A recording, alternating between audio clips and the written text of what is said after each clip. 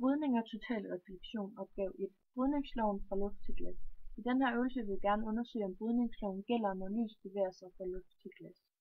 Når lys passeres fra et materiale til et andet, vil det brydes, når grænsefladen passeres. Ved brydning gælder brydningsloven sinus til I, som er indfaldsvinklen, delt med sinus til B, som er brydningsvinklen. Det er det samme som m2 over m1. m2 og m1 er lysets hastighed i de to materialer.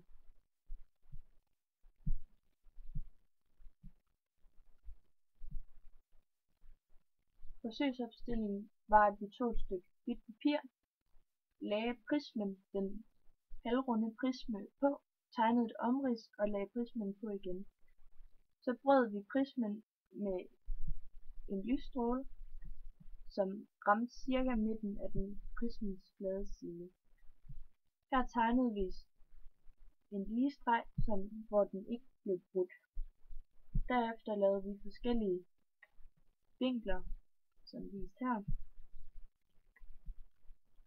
hvor vi efter målte graderne. Og mine data er her. Brydningsforholdet har jeg målt ved at sige, eksemplet hernede, sinus til 30 delt med sinus til 18. Det er blevet til 1,618, som jeg har omregnet til 1,6. Her gælder brydningsloven, fordi at vi har fået nogenlunde det samme tal. I hvert fald kommatal, vi snakker om. Og fejlkilder kan være, at vi ikke har målt præcist nok, eller tegnet præcist nok. Herefter har vi taget et gennemsnit af brydningsforholdet,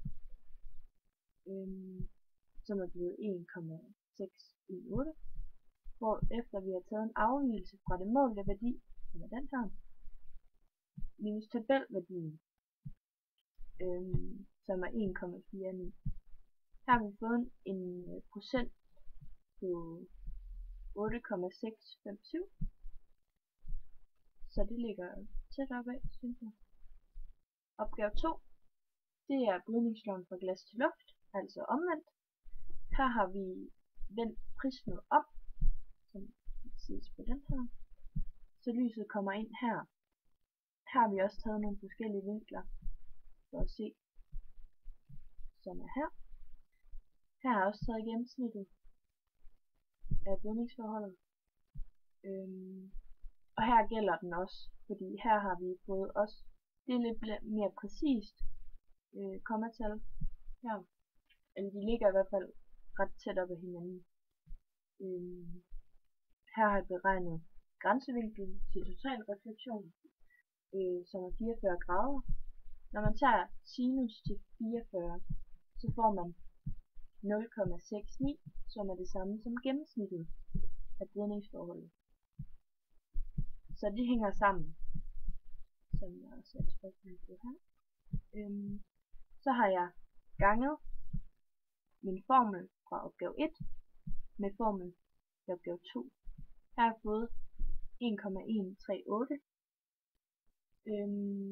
Og det er fordi, at de er hinandens reciproke værdier.